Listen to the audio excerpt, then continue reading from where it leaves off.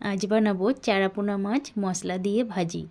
তাই এখানে কিছু চারাপোনা মাছ নিয়ে নিয়েছি আর মশলা নিয়ে নিয়েছি লবণ, হলুদ, জিরের গুঁড়ো, ধনের গুঁড়ো আর লঙ্কার গুঁড়ো, 1 চামচ টমেটো সস আর সর্ষের তেল দিয়ে মশলাটাকে ভালো করে মাখিয়ে নিয়েছি।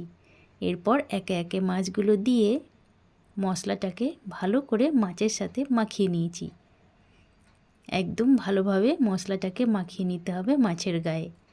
তারপর একটা কড়াইতে সর্ষের তেল দিয়ে তেল গরম হলে একে একে মাছগুলো দিয়ে তারপর উল্টে পাল্টে দুটো পিঠই বেশ ভালোভাবে কড়া করে ভেজে নেব।